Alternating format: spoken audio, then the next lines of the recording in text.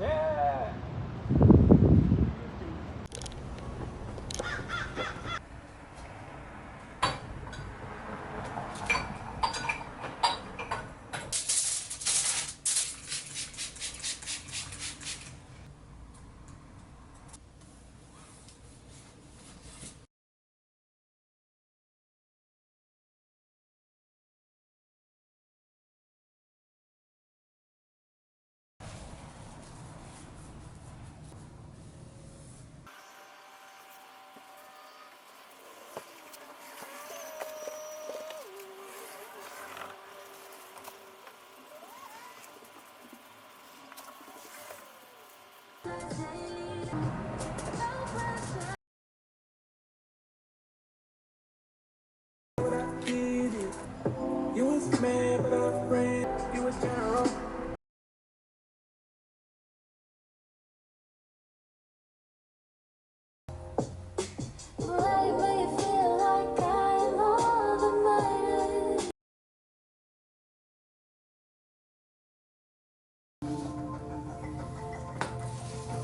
Taste lips to the eye, and I thought I was trying to fly.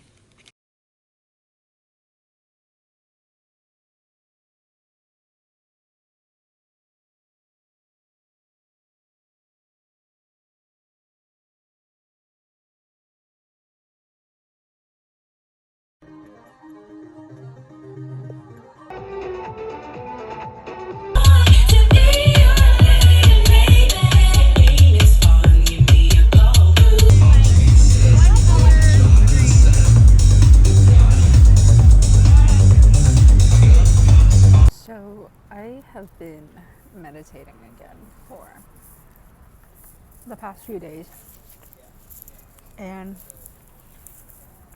it's really helping me like get to the root of a lot of the things that I think are problems in my life.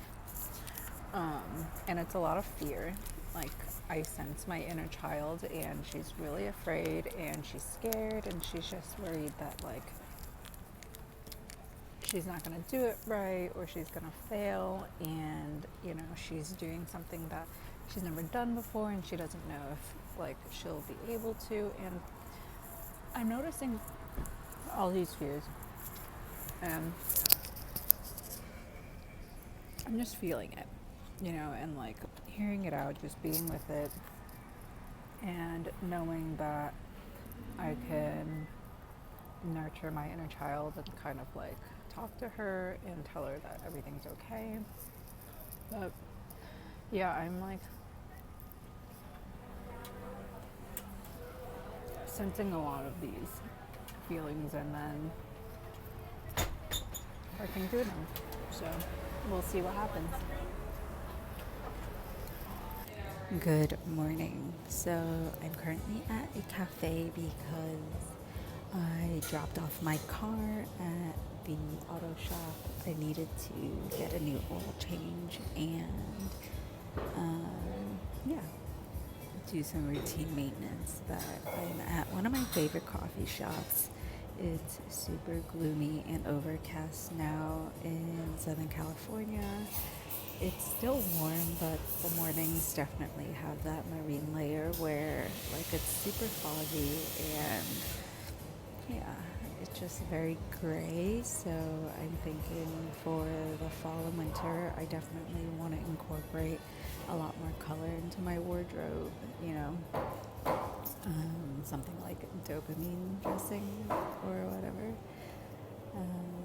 But yeah, I'm also super proud of myself because I've been meditating consistently for the past 3 days, and I usually do a good job, but sometimes I end up super busy or I'm putting it off and I end up not meditating. And I can definitely feel the difference because I don't feel as centered, and I see myself falling back into patterns where it doesn't align with who I want to be.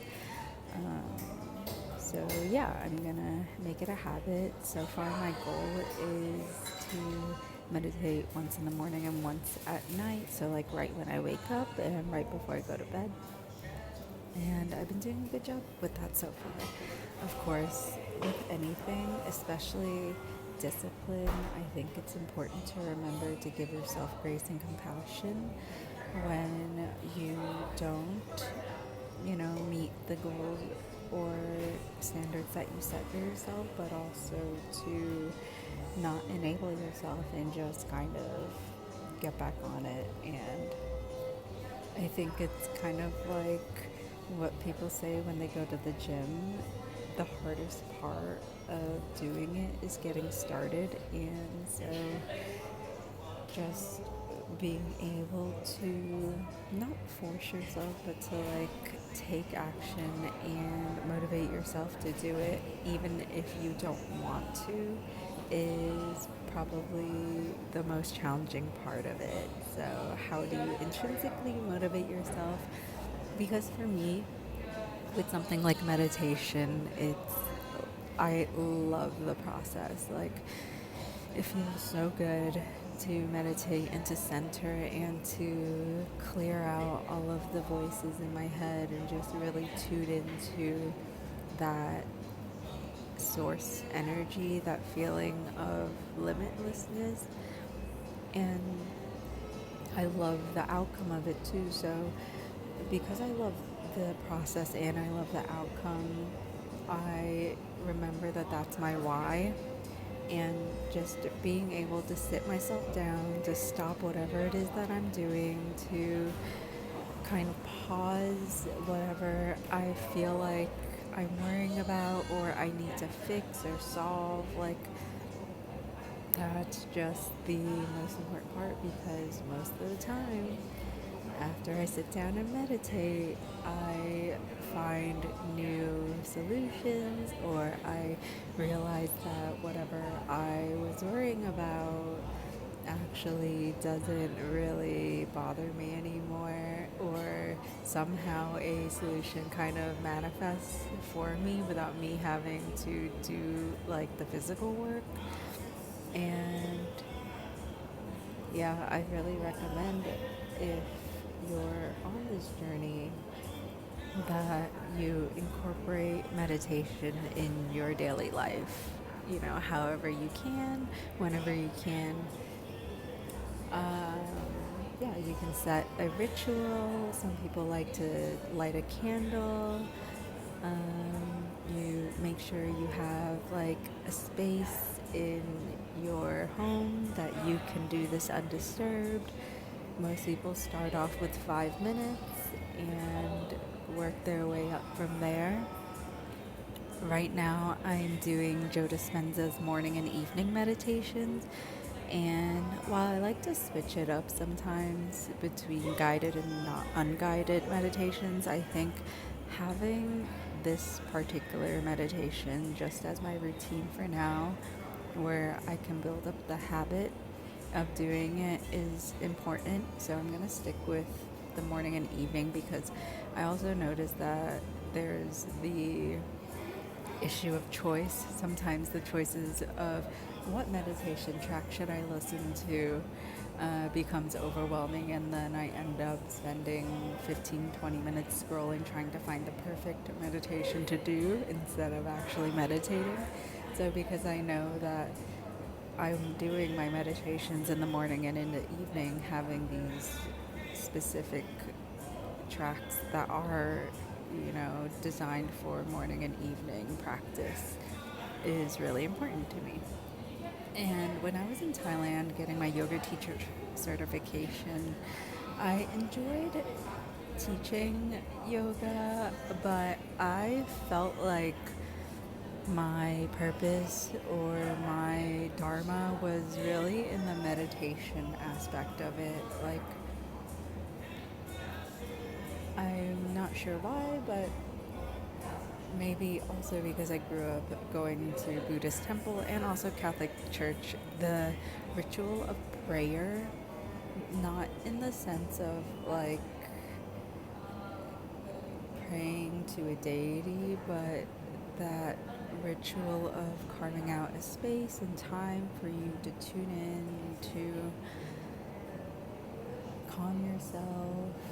That was just a pivotal part of my experience growing up. And I grew up in a really chaotic sort of environment. My upbringing, while my parents did their best, it was not perfect. So I grew up around a lot of chaos and around a lot of negativity and just a lot of things that, kids probably shouldn't go through. And meditation is a great way to navigate that. Yeah. So I think that's all I want to say about meditation so far. I'm probably going to post this on YouTube, but I'm not really sure the way I want my content to be, because when I first started my YouTube journey, it was really just making travel recap videos of things I was doing, and then I attempted to create travel videos for my time when I was solo traveling, and then COVID happened and my laptop died, and I think I was attempting to perfect each individual video instead of just making content that felt really aligned and true to me. And then I decided to just upload day in life videos, which was nice, but sometimes my days are not filled with anything, and the content of it is like, it's nice because it kind of just shows day-to-day life, but also there wasn't anything I felt like I was really giving in terms of like a message or any sort of like guidelines for life or advice or even just how my journey was going. And now that I'm coming back, like, I feel like I'm finding my voice again and tuning into it. And I just want to share what my journey's like and things that have helped me, and maybe if I can inspire other people to do the same thing in their lives or to offer some advice that may work for you. I think that will be more fulfilling for me. And yeah, that's kind of the direction I wanted to take. I don't know if people enjoy monologues or this sort of like FaceTime approach, and I want to figure out a way to engage in conversations with people and to create a community around this. But also I think it's fun for me because it's sort of like a digital diary and recap video. Like, I love watching these back and just seeing where I was at a certain point in my life, the themes that I was working on and the solutions that came from it, or also being able to see where I am in my journey at the point that I'm watching it back, and what's changed and what I'd like to improve on, or what I'm proud of that I've worked through, or maybe the ways that I'm still repeating the same patterns that aren't really serving me. So yeah, that is my thoughts for now. And then we're going to take a little matcha break. How cute is this little pumpkin?